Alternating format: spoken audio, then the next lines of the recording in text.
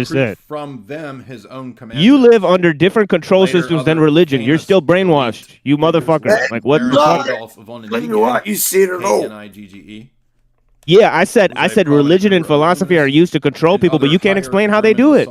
That's what I'm saying to you. You can't explain it. To discredit I can. all You can't. conservative. You just won't let me, and you don't like it when I do.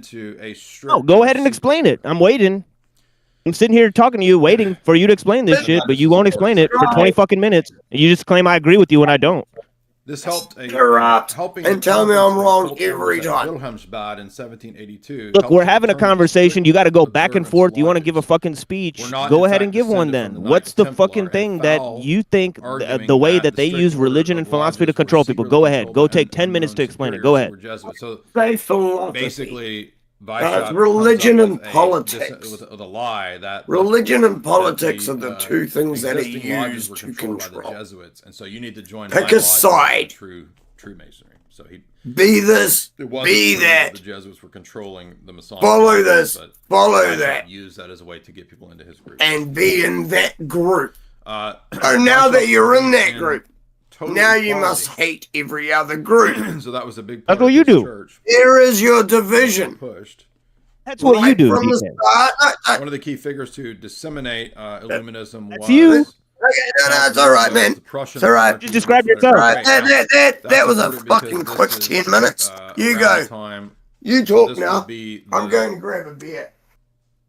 Grounds from which I can't believe you actually wanted 10 minutes to explain yourself. This shit is a travesty, man. Out of this milieu. They wanted the 10. You actually wanted to take 10 fucking minutes to give a speech here. You really don't give a fuck about my time, do you? You really don't give a fuck about my time. You don't give a fuck about my time. 10 minutes and couldn't last a minute. So you want 9 more fucking minutes now? You still want them? You still want me to listen to you for 10 fucking minutes? Good lord, dude, you're fucking annoying. You're fucking annoying. That's fucking obnoxious. That's fucking obnoxious. You know what? Let me mute my mic. You go ahead, bro. Let me mute myself. You go ahead.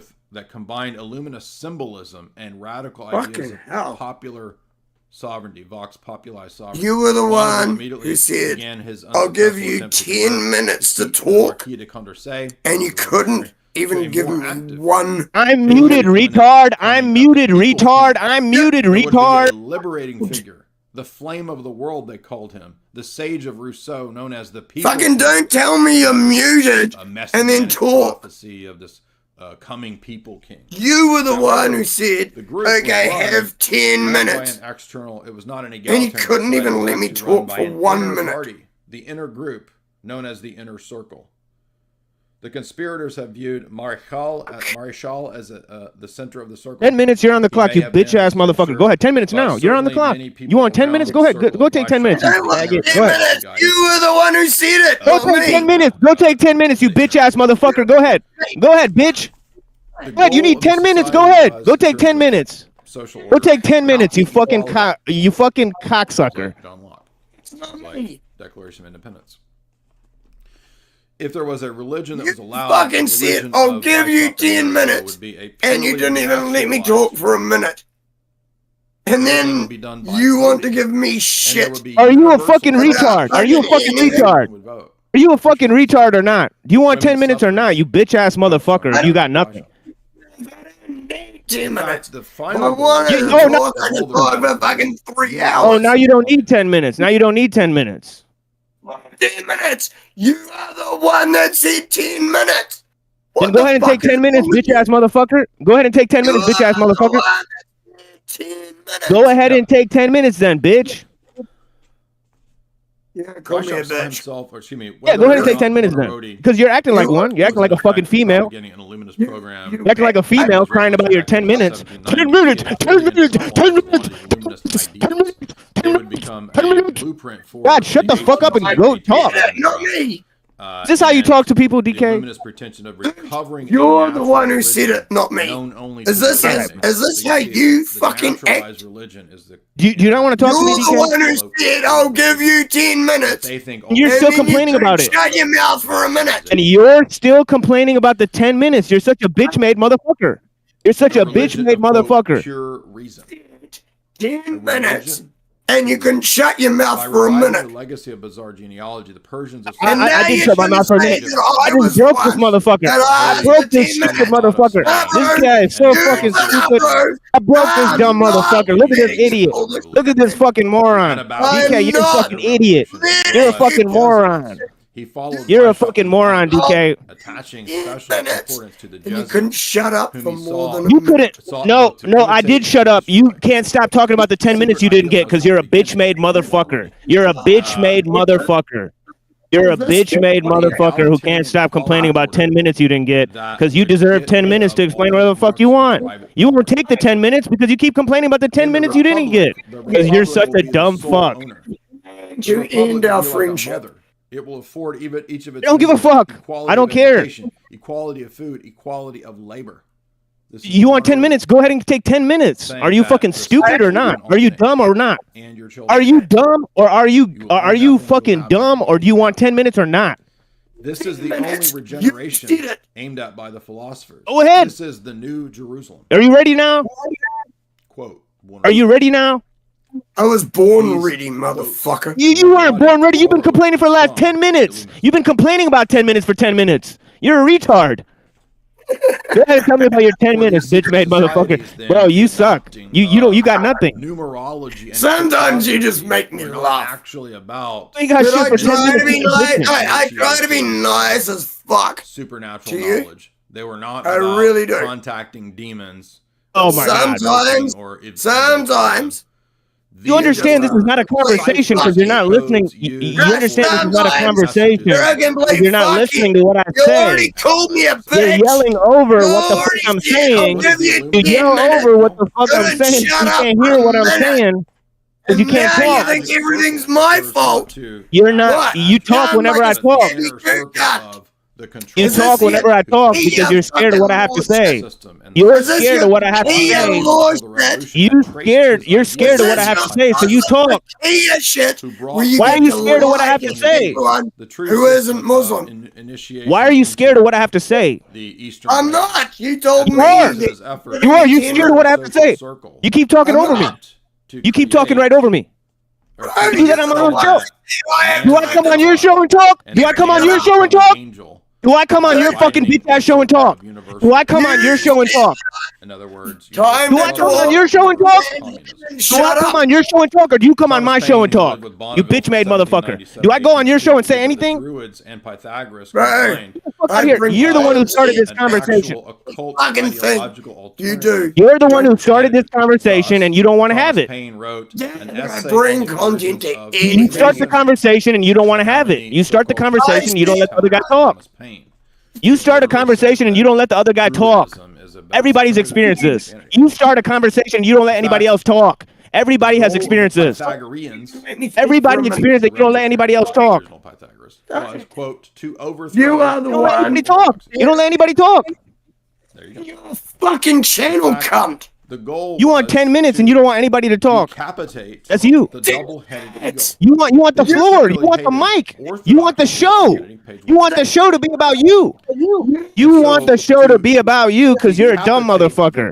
Nobody gives a fuck what you have to say. Nobody gives a fuck what you have to say at all. Church and state. Really? To decapitate the double-headed eagle meant to destroy. I don't give a fuck. You're talking right over me. I don't give a fuck what you have to say. So understand. I don't give a fuck what you have to say. You want 10 minutes to explain yourself? I don't give a fuck what you have to say. Straight up. It's not your fucking show, man. Orthodoxy are absolutely 100%. It's not about you all the time. You said that. I didn't ask for 10 minutes. You said. You sure did. You sure did ask for 10 fucking minutes. Fuck up. This guy wants 10 minutes to give a speech on somebody else's show because he's a cunt. Straight up. He's a Jew cunt. Nature. He's a scabby Jew cunt that takes up. You're a scabby Jew cunt who takes over other people's shows and doesn't like to hear their opinion. That is fucking muzzrat. You're a scabby Jew cunt. You're a scabby Jew cunt. You don't know. The Saints. Shut up, faggot. Shut up, faggot. You're a scabby Jew cunt and you don't know shit about what the fuck's going on in the world. Fucking drunk ass bitch. You're a faggot. Fuck you, you little bitch. Go unsubscribe and go home, you fucking bitch made motherfucker. Unsubscribe and go home. going to try and find a way to get me off your channels. I saw this coming. You fucking went out of your way to do this. Well, you smoking crack, bro. Nah, bro. I fucking see you. The Marxists and what they you are nothing but a scabby, lying fucking muzzrat who is going out of their way to fuck people over. Dude, when you read books, fine. You're reading books. It's shit from other people. Guess what? We promote, which is that's not from you. Your own business. When you actually start speaking, how to be most of the time masculine, how to run fucking a business, full how to of have shit. a family, how to do these kinds of I things. fucking disagree with you so often it's not funny. What are we pushing? We and push you things mute that me help you all the time. And won't destroy your life like Marxism will. You For example, are Richard over at the Autonomy problem. University. I'll give you a little bit of his thing. You call me a fucking Jew. The original Fuck audio you. The problem. It's not mine. Self-help, and you've dipped into some Yeah. personal development, but now you ask the question. You're delusional. You're a fucking moron. You're delusional. You're absolutely delusional. The 1 second I open my mouth, you start yelling and screaming because you're a delusional retard. Is that what happened? Yeah, that is what happened. I just opened my mouth for 1 second and you start screaming like a delusional retard. This is what happened. Look at you. Look at you. Like a fucking moron. Well, look at you. You're a faggot. You can't let anybody else speak. I think 2 years ago in March. So What's wrong with you? Are you incapable of hearing other people? Are you incapable of hearing other people? See what I mean? He's talking right over me again. This is impossible. Are you so stupid you can't shut the fuck up while other people are talking? Are you that fucking stupid? Are you that fucking stupid that you can't have a conversation with people? You need to talk over them. Are you that fucking stupid?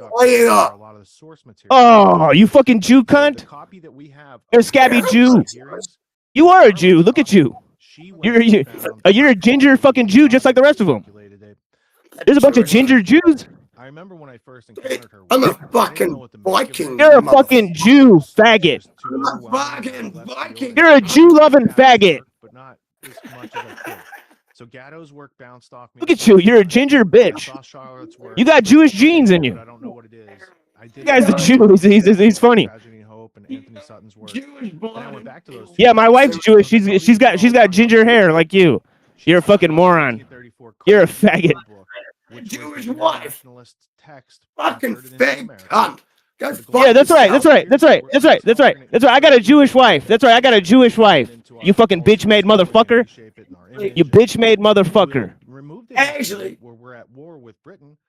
Saying Jew cunt, like you're so smart, you're so intelligent. Bro, you're a fucking moron. You're a fucking moron. You're a fucking moron. You sound like a fucking moron, and you can't let anybody else talk. That's because you're afraid. You're afraid to let them talk. They are systematically changing attitudes, values, behaviors. But you've been crying for the past 20 minutes about how you come on my show and you get muted. You get muted on other people's show. Bro, you're such a fucking crybaby bitch. It's not even funny. What did America have? We had our ability to coin money, and we had freedom of speech, and we had all these things. Those separated us from the British Empire. So as they kind of cut those piers one by one, they can do a controlled demolition of the whole thing, and that's kind of where we're at in history. Muzzrat, this guy's a loser. We're like that movie Grand Tour. I just gave you the chance to say something. In the future, who would go to big events. I got nothing to say to what you said. It was retarded. You're retarded. Nothing to say other than abusing me. You said you disagree with a lot I say. You get muted on my channel for talking over everybody. You're literally a delusional retard. Oh, what I get muted on your channel for? I get muted for saying shit you don't like. If these people think they can do this to our world without us seeing it and doing something about it, they're wrong. And we're in motion. So Charlotte, don't fucking lie to everyone. Spans, decades and decades and decades. Nobody lied except for you. The deliberate dumbing down. I haven't lied once. It's a 700-page. Yeah, you did. It's heavy duty. When? About what? You lied to me all the times you came on my show, told me I know what the fuck I'm talking about. Now you just admitted you don't think I know anything what I'm talking about. You disagree with a lot I say. You're a fucking moron. You're a disingenuous bitch. Made motherfucker, bro. No idea what you're talking about. Did I just I'll clip it for you. I'll clip it for you. I'll clip it for you, you retard. Because I think I just fucking broke him. Charlotte had conversations. What the fuck did I actually lie about, cunt? Well, between his death and her going through the attic. You want me to go over your lies? Sending yep. Here's this year's okay. Last time I talked to you, you said that Muhammad married and a 9-year-old was in the Quran. That's a lie. She's an expert on. No, it was a 6-year-old. And she knows there's it's a lie. It's a 6-year-old. But it's a lie. You lied about it. You lied about it and you wouldn't take it back. But you lied about it and you wouldn't take it back. Apologies. It is not in. It is not written. Yeah, but when you lie, you don't even take it back, though. No, I do. It is not written in the Quran. But it is what happened. In there was a report how the order 322, how the Skull and Bones. Now tell me how when I talk on my show, it doesn't make sense. Your prophet isn't a pedo. To what Charlotte had found from the Carnegie, like there's a comprehensive. Now tell me how on my show, societies are working right? This ain't your show. Same thing with great deal. No, I'm talking about my show now that you always come on and talk over everybody. And long-term and then claim you don't get to say your opinion. You're retarded. You're a fucking delusional prick. Like, what are you talking about? The show where you talk for hours, my show, you said you don't get to say your opinion on my show. You're a fucking moron. You're a delusional coward. And then you have the balls to tell me that nothing I say makes sense and you disagree with all I say. When you're on my show, fucking agreeing with me, you're a fucking coward ass bitch. You're a fucking coward ass bitch. You're a fucking coward ass bitch, DK. Thanks for telling me how you really feel. This a coward. It's not panic. You fucking loser, motherfucker! You pretend you like my show. You pretend you like my show. You're a fucking liar. You're a fucking liar. Who the fuck do you think you're trying to get pretend you like my show. You my fucking show's liar. on Rumble. Already get more views than anything you've Oh. done. Right, so that's a giving you. So why do you come and talk to me? You're a liar, piece of shit. So why do you come and talk to me? You're trying to run me down. Try harder. What have I lied about? I'm gonna run you down, but you get more views than I'll get. What have I lied about? You disturb my show. You disturb my show while getting more views than me. Right? You said I keep lying. What have I You lied destroy about? my show. You try to destroy my show. Yeah, you did. Yeah, you did. No, I didn't. You try to destroy the show by talking over people. You try to destroy the show by talking to people. You run down the numbers on my show. You run down the numbers on my show. You're claiming I'm running you down, but you're running me down. You're running me down. You try to run me down. You try to run me down, you fucking coward. You try to run me down, you Jew cunt. You try to run me down. You try to run me down, you fucking Jew cunt. You try to run my channel down, you fucking Jew cunt. I ain't do shit to you. You're a fucking Jew cunt coward, and you try to run me down all the time. I don't do shit to you except for give you the respect that other people deserve. You fucking bitch-made motherfucker. You're a coward-ass bitch, delusional motherfucker, and you don't know shit about what you're talking about. You always talk out of your ass. You always talk out of your fucking ass. I'm better than you. You read. You're better than me. You're a drunk retard coward. You're a drunk and a retard and a coward. You're a drunk and a retard and a coward. You don't have the balls to say anything I do. You don't have the balls to say anything I say. Piece of shit, motherfucker. You're a coward ass bitch. Ban me from everything. Ban me. You're a liar and a coward. I'm not a liar or a coward. You're a liar and a fucking coward. You're a liar and a fucking coward. Bitch made motherfucker. You're a liar and a fucking coward. You're too afraid to let me say what I want. Anyone who's listening, go look it up. TAQQIYA. Takia is what the Musrats do, which is the same as the Jews Talmudic shit. So there could be which Muslims are Jews now. Muslims are Jews. This guy's so smart that Muslims are Jews.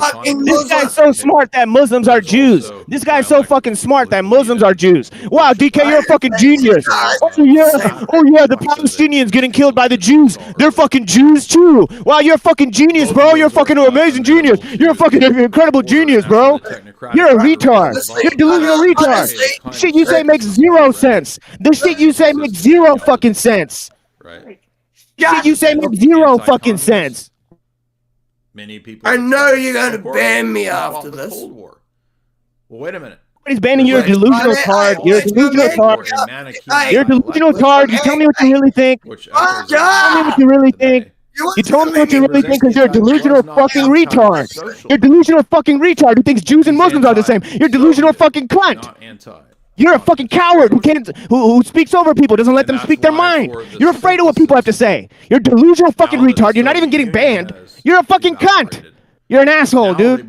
That's all it is. You're too drunk to have a conversation. Hey, I've been trying to say one sentence, and you won't even let me. You haven't been allowed to say one sentence. You haven't been allowed to say one sentence. You're a crybaby bitch. You've said way more than one sentence, you fucking retard. You're a fucking retard. Yeah, it definitely must be me talking over everyone. Holy shit. You get a taste of your own medicine, you bitch-made motherfucker. You can sign up for Richard's course at the link. Richard is there. Hey, to be honest, to my boy Richard. Head on over to that. I don't have a problem with having real arguments and shit. That's just doesn't bother me at all. About I'm just worried. You're incapable of it. You're incapable of it. I'd like to see you have one. Where's an example of you doing it? Where's an example of you doing it? Where's an example of you doing it? That I taught of you having a conversation. Also very relevant. Where's an example? Is the history of Western philosophy, because in the first few minutes we dove into all of my Rumble shows. We talked a little bit about. So you don't do on the Rumble show what you do on my show? You know the shows that are talking to people only on my show. So you're only incapable. So you're only incapable of talking to people on my show or Neurojack show. You're only incapable of talking on my show or Neurojack show. So you're only incapable of talking on my show or Neurojack show, not on other people's show, right? So you're only incapable of doing this. You're only incapable of talking on my show or Neurojack show, right? Now people are asking, what about not on other people's shows, right? Fucking God. You just can't have a conversation on my show or Neurojack show. Everywhere else you can have a nice conversation. Before you started being a cunt. In the part like you're the only one that turned up here and started being a cunt. I was already having a conversation with other people here. Oh, okay, okay, go ahead. Let's see. And started being a cunt. All right, go ahead, have your conversation. Yeah, usually for people a day or two. I was having a conversation. On how busy I am. And fucking scabby motherfucker. What the fuck? Or by subscribing over at Rockfin. Holy shit! Way to get access. Sorry, Neurojack. That went sideways as fuck real quick. It's a free speech I was not expecting that at all. Allows you to subscribe to everybody. I was actually in the middle of a fucking conversation, but everybody's paid content is. And then TML subscribes. I think I So head on over to Rockfin. Asked them about something once, and then that was it. We've got heavyweights, Richard Grove. I think he was just wanting to fucking cut loose on me, because I think he's still angry with me. That link in the show. Guess what? Pretty sure he's angrier with me now. But look, it's not just Richard. Look who else is over there. You've got Jimmy Dore. You've got Horvey at Geopolitics and Empire, great podcast. You've got Jamie Hanshaw. You might have heard of her. You got Burmas. You've got our buddy. Where were we before that? You've got Eddie Bravo. You've got. I'm pretty sure we were having a good conversation before all kinds of people over there. Isaac Weishaupt. I just came back, so I don't know what I missed, but. As well, so be sure and subscribe to Rockfin. Yeah, the conversation before that was good. About a quarter of an hour ago. The conversation was good. TML just completely lost his shit at me. Information. It goes for 7 hours. But yeah, I'm not kidding you. I've never seen him do that before. TML just completely lost his shit at me. Last week. Even I'm like blowing away about it. Right? Don't you want access to all this? Well, head on over to Rockfin and you can get access to that. It looked like you guys both lost your shit. All right, let's I know, but see. Now wait a minute. What am I doing? I'm actually like this. I've never seen TML do it. The thing I mentioned on last night. See, I troll hunt and I can be a dick and I can yell and abuse people. I was trying to think of the article about. And then I can go back to being nice and normal like related this. To the. I know. This is the first time I've ever had TML losers shit. Over here at Espionage History But that was this actually relevant too for like, Bolshevik occultism. yeah, quite a surprise for me. This I have nothing not I'm had that looking for, happen. but, that was relevant fucked for up. today's discussion. Bolshevik occultism. See that? Right Happens to everyone. Great eventually, I think. That's all right. And I'll put the link. I'm one of the people who's able to forgive shit, and not give a fuck. As long as it doesn't continue the next what day. I'm looking for is there's a And if you want to drag shit on tomorrow, like tomorrow it's like Buddhist monks. You know, you make apologies, you make nice, fuck everything's done, sorted. But if shit gets actually carried on, this explains Himmler's mission to the Himalayas, right? It wasn't just like holy fuck, man. It was also geostrategic. I actually like TML. That's why. Here it is, the Great Game into. That's why this came as such a surprise. You haven't read it. I know I've annoyed the fuck out of him.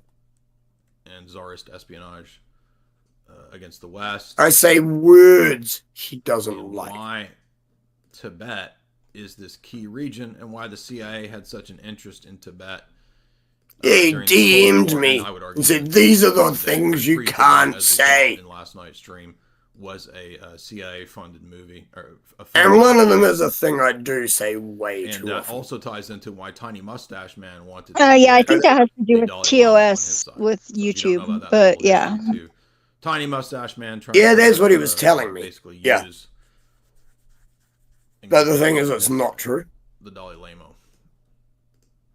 He's telling me that, but it's not true. Because if that was true, Gollum Go Home sends $10. This would already be shut down. Thank you, Gollum. 00 Honeybee. $10. Well, I don't know that it's not going to be, but yeah, better safe than sorry. I guess he got sick of Twitter. But yeah, I don't know. By the way, AC, I think that TOS is not very clear. I do intend to eventually. I think it changes on the regular.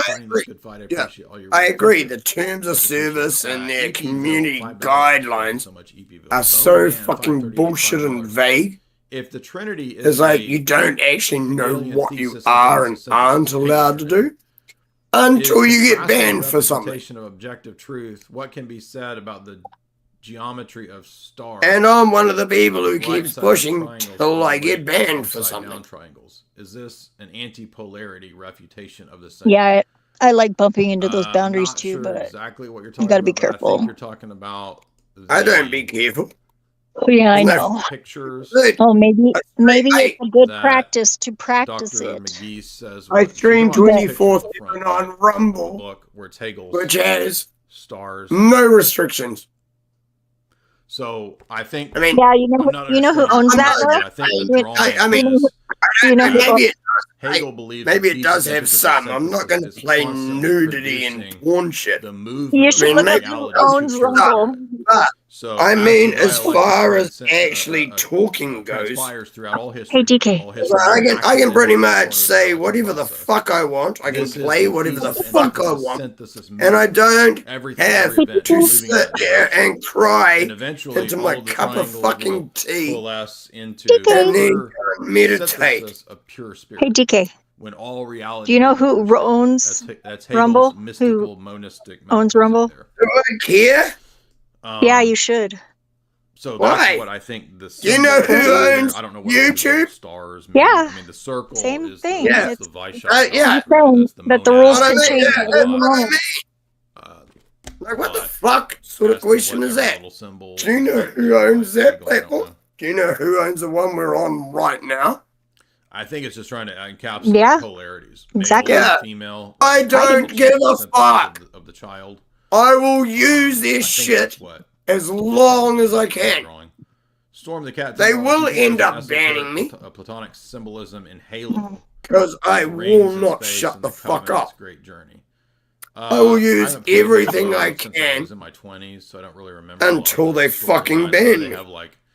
I ain't some pussy ass little fucking bitch who just wants to read a book.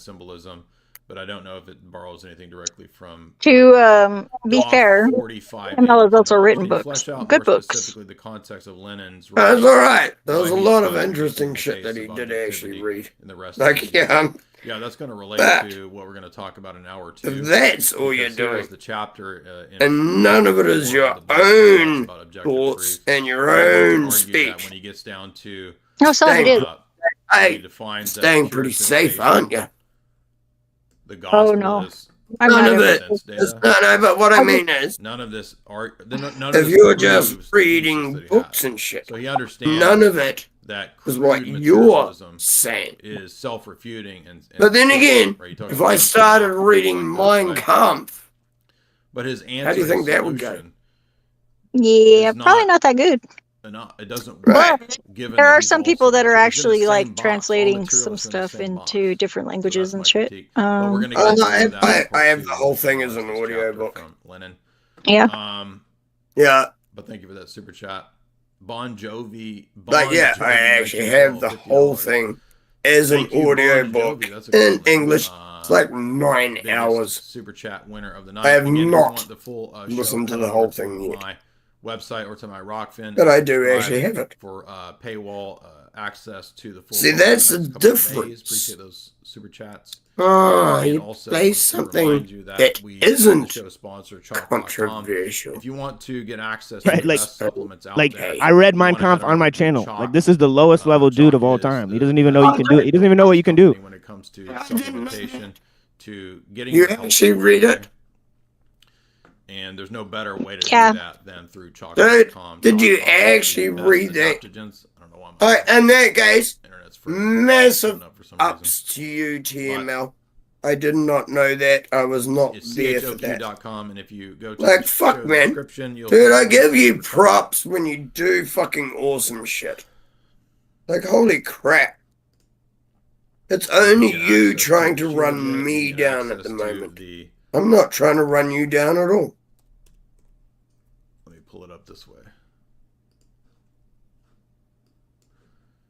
The difference is Be sure to get most over of the chalk.com, time though, I'm you get a great playing like discount. If you head on over to documentaries chalk.com, there's the daily. and then variety some of music options. The daily is breaks great and for then nutrient fucking deficiency, some great for funny all, shit that's on my supplementation. Telegram channel It does help and boost talking testosterone. the whole Daily is time the I'm only doing product, by the this. way, they have that is I gotta just go for poop. men. All I'll the be other back. products are for men or women. Too Daily, much however, is just for information. men, and it does help with boosting testosterone. I also recommend Really? especially the Tonkat Ali.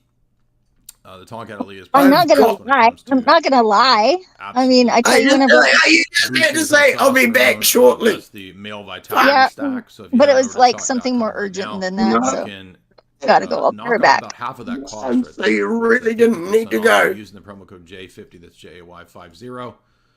And if you want to set up recurring subscriptions, you can do that through using I the promo gotta code go J53. poop. That's Like, what the fuck? J53IFE. I don't And think check out that male I've vitality stack. They ever also have female had a vitality chick stacks as online well. say that to So me it's also before. good for regulating hormones, for balancing Like, out. I really think that was the first basically time calming you down. any chick for online needs has that said to that deal to with me. hormone imbalances, or you want mental focus and clarity. Yeah, I'm This is not a great checking bundle Discord. right I here don't for give a ladies. fuck. The Cry as ashwagandha, much the as you the want. Irish moss. You know, Jamie takes these all the time. She's a big fan of those. So head on over to I'll check chalk.com, that tomorrow when I wake up. or Don't the give a promo code fuck now. J53Life to get 53% off all recurring subscriptions. Guess what? I've also got awesome, cool news. Our next book club book with our buddy Frank. Remember how we See? did Brave New World? 7 We did messages Frank in Brave New from World. TML. It was a lot of work, but it was a Fuck. lot of fun.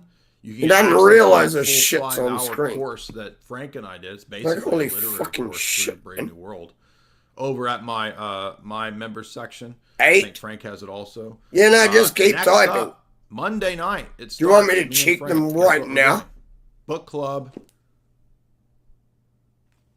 Why you bring this to me? Why you bring this to me now? Why you want to bring this to me now? We're gonna do it. We're doing it. You got it. Since I've been having so many great Like, I don't want to send me the book, fucking Bono, the check most the famous messages living while gangster I'm today. streaming, bro. Great What book, the Mafia fuck? Dynasty. I've been reading by John Davis. Gets into the history. You of fucking sit there and Mamdani, call me drunk, chapters about or you're the one who loses what their better shit. book for Frank and I to do than Well, me our who father. lost my shit. Of course, everybody I'm sure You has seen keep the movie, calling me however, drunk. is a You call me a amazing fucking literary Jew. achievement as a book. And you look for that completely Monday night. lost your Frank and I will shit. be doing the first I 4 did chapters. call you a If you wanna Mazret. join us, I that's the apologize member section, for but it will that. also be available to my I did say members that. section as well. So But you call me a fucking otherwise, Jew, everybody have a great Sunday. abuse the fuck And out of me, also check out, talked Richard's over show me, tonight. and every time I open my mouth, you said I was talking over The you. government pays me to You own said, this property I will every give you single month 10 with minutes. guaranteed rent payments. Didn't I let wanna me show talk you for by a the end of this minute. video how you can do And this then too. made it A out couple of great like things about I'd the property is I asked bought it with no cash, to no talk credit, for and no 10 credentials. minutes. I use creative When finance. you were the one My who name is said Chris it. Morby in Lubbock, Go Texas. fuck yourself.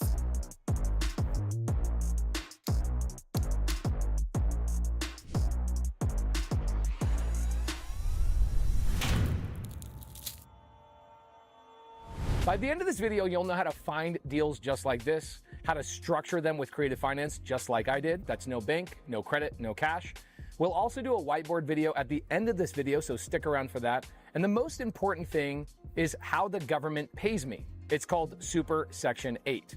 We're going to teach you exactly what Super Section 8 is. I think by now everybody knows what Section 8 vouchers are, where the government basically guarantees the real estate investor 80 to 90% of the rent every single month for each one of these tenants.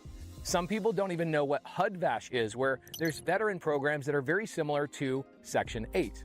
What's great about Section 8 and HUD-VASH programs is that every single month, the government fills my mailbox with rent payments, no matter what happens, whether these tenants have a job or they don't. One of the biggest things I'm worried about in the future is the AI revolution, robotics, and joblessness. I feel like the economy is going to get worse over the next 10 years until it gets better.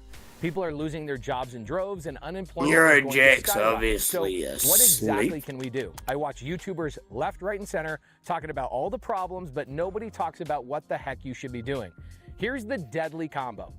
Acquire properties, 24 units or larger, on creative finance using seller finance subject to, then turn these properties into either co-living, Section 8, or HUD-VASH houses.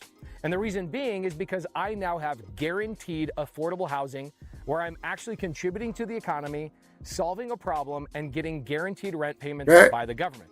As The you reason why we see, call these super Section 8 properties I don't is because back think about it. down, I've I got don't 24 drop tenants balls. in this property. 24. Not one of them need a job for me to collect rent payments on a monthly basis. Now, where do we find Man, properties holy like this? fuck. We find them on Crexy.com. I've been LoopNet.com, attacked and banned on so Dealsoft.io, many fucking platforms and CreativeListing.com, sites and a variety of other that places. Where this deal came from specifically is I one of my should friends brought this deal to me that he have, found on CreativeListing.com. dropped balls and He given negotiated up the terms. years He got ago. the deal all packaged and ready for me, and I'm Funny thing is, paying him a $40,000 I ain't finder's fee. a Now, bitch. how did I come up with that Which money? Because people always say, "Pete, TML you kept said calling no me. cash out of your pocket." You're right. I Because he brought in kept a private calling me money a lender. bitch. If you guys want to Oh, and he lender also list, I'll called give me you a one in the Jew. description down below.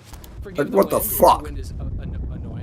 What I love about Super Section 8 is Do that I every look single like a tenant in this fucking property is Jew, being paid bitch? for by the government. Again, either Section 8 vouchers or HUD-VASH programs. All Motherfucker. 24 tenants. I I'm don't the have to worry about whether they have a farthest job. thing I don't have to worry about what's from a going to happen in the fucking Jew economy. bitch I don't that have you to can worry find. about whether the whole entire world falls apart because I know one thing is Ah, guaranteed. fuck! The It's my government is going to fucking continue to lighter. print money. And they're going to print money not just for whatever they're So doing, but they're going to fuck print money off. to keep people off the streets. That is a guaranteed rule for the You're last wasting 100+ my years. fucking These matches. programs are Where not the only fuck going to did my continue to lighter go? exist like Section 8, Like, and I'm HUD-VASH, actually fucked off. but they're going to introduce even more Oh, of these good. programs And in that the makes local sense. state municipalities. In fact, municipalities all Ow. over the country, state and local county municipalities are coming out with programs to help real estate investors cover their rents. And so I'm going to buy properties that might not look like the most sexy property on the planet. In fact, I'm sitting next to dog right here. But the beautiful thing is, this thing is paying for the food on my kid's plate. It's paying for my payment on my house. This thing's paying for car payments, I'm etc. back. No matter what I feel the much world better. does. What I worry about is I have Nice. some higher end How you properties doing where now? those white collar You jobs good? are actually going to be replaced. But yeah, And I look at those I won't tell properties you and I any go, I details. think I already should told get rid of Dan. those properties. because I believe in 5 to 7 years, most of the jobs will be gone. AI is replacing. So you went and played with yourself, but you don't want to tell everyone. No, that's not true.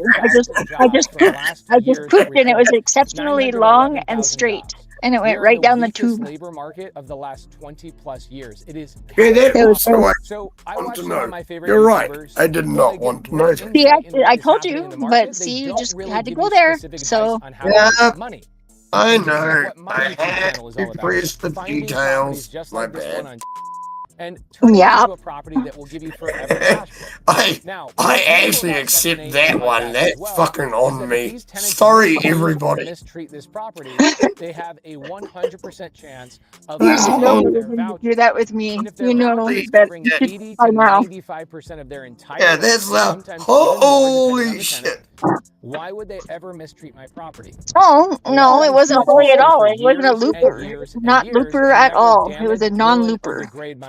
I said holy shit, not looper shit. Just like this to me. No, yeah, but it wasn't holy either. I'm not ready to manage properties. I'm not ready to deal with cash flow. I miss my bidet though, I tell you. I hate TP. Section 8 tenants and partner with the local government. I've never used the bidet. About creative finance, it's really, really refreshing. Is that you can learn how to find properties. I know, I just spit on the toilet paper. Bring them to investors in the sub. Again, it's not as good. That just makes it. It depends on the quality of the toilet paper, probably. Yeah, you're right about that. Yes, it does. Talk about later in a whiteboard video. Hey, wipe the first time, get as much off as possible. Just bring the deal. The second wipe is when you spit on it and try and get off everything else. Oh, see with the bidet. And then after that, it's just cleaner. Yeah, but with the bidet, you don't even have to do that. You just gotta just wipe the damp off. I've never used the bidet. What I'm saying. You're gonna have to try it. You've used the bidet, which is water, whereas I just spit on the toilet paper. Yeah. Well, I think you should try a bidet. Your life will be transformed. It's amazing. You think I should try one? Where do I magically find one of those fucking things? I live in the hood. Don't need a social security number to do creative finance. I found one in an abandoned house. That's where I got mine. My slogan is tank the bank. Fuck, are you serious? I don't want to go to banks. Yes. I don't want to ask for permission to buy stuff like this. I want to find landlords properties like this that are ready to retire. All the abandoned houses got demolished. Fuck.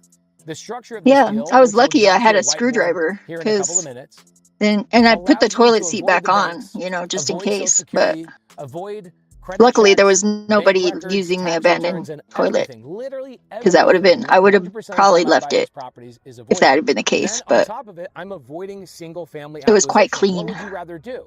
So I went for it. Single family property and turn into Section 8. Wait 6 Why months, not go for it? Months. It would take you 12 years. Yep. Yeah. I've never without used a bidet. Without credit, without cash. And to be honest, don't get me wrong. Hey, don't get me wrong. And it does work in multiple states. I actually think it's a good idea. Like, fucking, why not wash your ass and then just wipe the stuff off afterwards? Like, basically, as just drying your ass. Yeah, that's all it is. And you don't even need as much paper. It's crazy. Yeah, but I mean, that would be so much easier, but I've never done that. Yeah. I've never had that. That's why I said, first wipe is get off everything you can. Second wipe, spit on the fucking toilet paper, and then wipe. Well, I think that's the sick. I do it every time. But I'm saying, hello, I'm trying to say that if you're used to paying for quality toilet paper, I think that it probably saves you as much as it costs to buy a bidet within the first couple of months. My payment every single month is $3,718. I doubt it. Each unit is being rented for, and it's plus paper is made of trees. $660 per month. Because yeah, the way I use toilet paper, I'm actually very apartment. Fucking, I don't know what's the word. I want to refinance gratuitous because I have to refinance. sparse. I have a major problem on this. Scroungy? No, that's not I it. have a balloon that's Conservative? coming due on May 1st. Conservative. I guess that'll work. So we're coming up pretty quick. Okay. I guess that'll work. Dude, you wipe, then you fold, then you wipe again, and the second wipe is fat, and you wipe and shit, and you fold, and you wipe again. But I don't use a different bit of toilet paper for every wipe. Well, yeah, you'd clog your toilet really quickly if that was the case, because I think a lot of people do that. You know, it's really funny though. I had a little girl clog my toilet at my house. Anyone who does the fucking just grab a handful of toilet paper thing and then another handful of toilet paper thing. Marketing. There you go. That is what is going to get your shit blocked up. New Orleans right now. I had a 7-year-old clog my toilet just last week. On most of those are HUD vash on Yeah, some of for those fuck's as well. sake. It eliminates the need to do marketing for co-living, right? Did you slap and them? One of the reasons we like Passport or other I would companies like that never. is Why not? marketing for us. I embarrassed them a little bit because I told their mom. Oh no, good. Good. As long as you made it like a fucking actual thing and a lesson. It's like, what the fuck are you doing? Do you not know how to wipe your ass, you little cunt? No, it was the main problem was that they didn't say anything about it. They just left. And then I had to discover it. That was my main problem. I was like,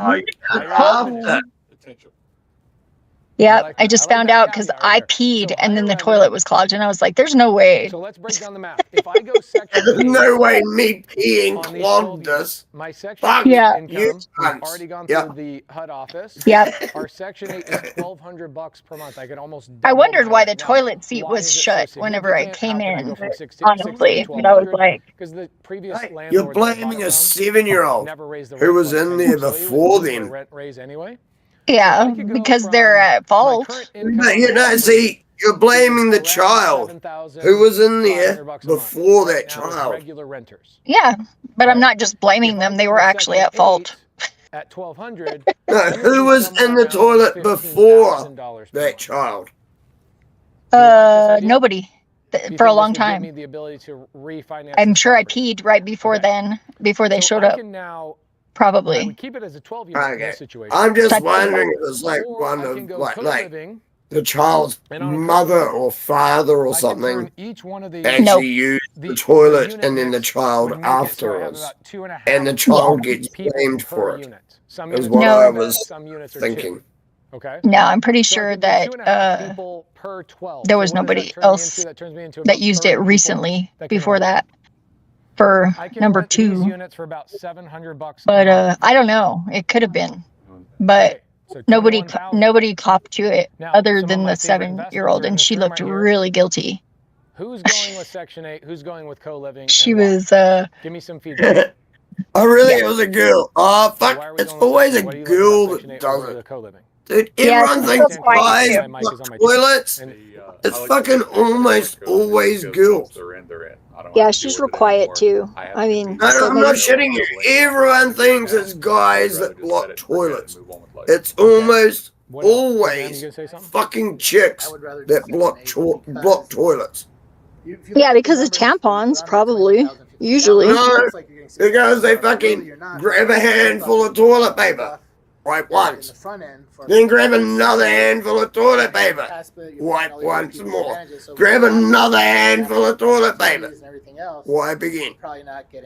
Chicks fucking block. You just mentioned something that I didn't touch on. Guys generally don't. So Abraham brings something up. What do I have to do on a co-living that I don't have to do on Section 8? Yeah, I learned to do the courtesy flush, so I don't usually do that.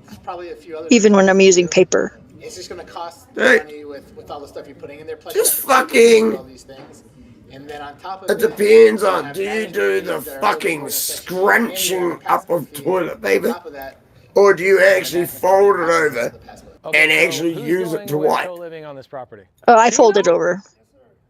Unless there's some sort of a. Is there some? You Yeah. fold it over. You what? Like, what's going on? Tell us the You reason. fold that in half. That's when I spit on it Okay.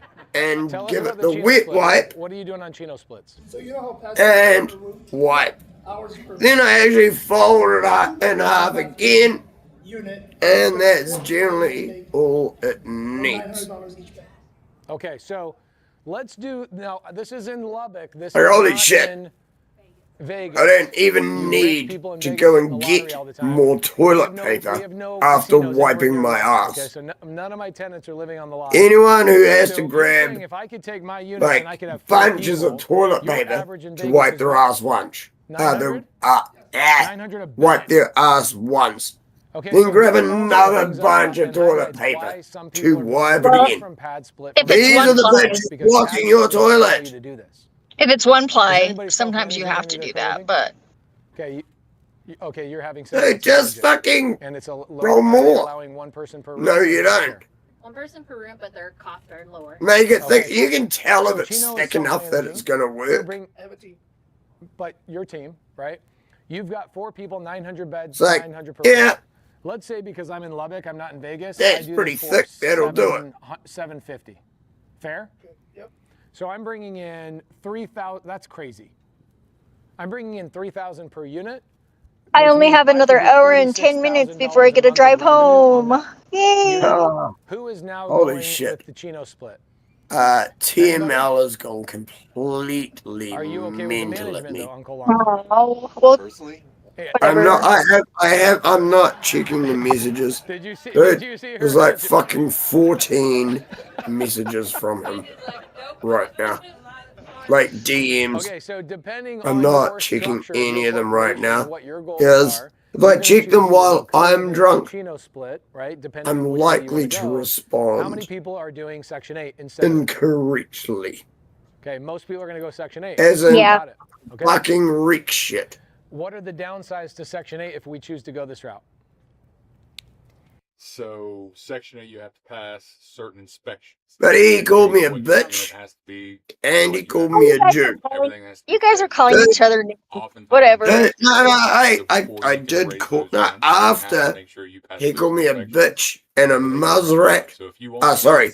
After he called me a bitch and a Jew, I did call him a muzzrat. And I apologize for that. I saw that. Anybody? they're gonna set the rent. Yeah, I popped in and I was just quiet because I was like, I mean, where the fuck did him calling me a bitch and a Jew come One from? more time, Section 8 people. You're choosing. I call Section you 8 a on cunt this? all the time. I'm a cunt, yeah. Actually, I prefer the term dick. Bro, of course. I am a dick. I'm not a So cunt. there's the whiteboard breakdown that I Well, promised you guys. I are you promised this to Zach too, and our flexible YouTube editor. By the and way, you bounce tell back? Zach that you love him for doing a good job on the Maddie Yeah, content. always. Guys, did he do a good job on the Maddie stuff? Well, that's more cunty than it is dickish. We'll see you guys in My another dick episode. bounces back after the shit it's done. I think perhaps What are you on also about? to older generations who aren't used to seeing the internet Yeah. made flesh. It's not very flexible, though. You know, it moved in from the margins and now Depends it's kind of on in what cease of stage use. it's So in. the Satanic Panic was Should be more rigid. I think That's unusual what I mean. because It I mean depends you on can what kind of state compare it to it's the in. Red Scare of the 50s and that it was a pretty top-down phenomenon and that it was something where the police were telling the Anyways. people initially, this is what you need to look out for. We've been learning this new stuff about satanic cults. And Yeah, you we, just as authorities in your realize life, you are telling dove you down what to be afraid a of, as fucking opposed to, rabbit hole that you know, like, something that kind of oops, starts with rumors and starts where on I the wanted to schoolyard, go. you know, and that we had in one of our episodes we talk about Michelle Remembers, which is a book that came out in 1980 and was marketed as nonfiction. Oh, sorry, what was that you cut out? You know, its authors Oh, I was went like on a going huge with the whole tour cake in order sucker, to sell this book, and they cake were sucker coming at ice it holes. from the position of one of the authors being a therapist and having invented the concept of satanic ritual You're abuse firing based an on ice the hole. very interesting malpractice Yep. it turned out that he was committing in this I like in ice these holes. sessions with What his was that patient. out of? But there was a Better than sense red that flag holes. authorities Better in than their red fields flag were the holes. first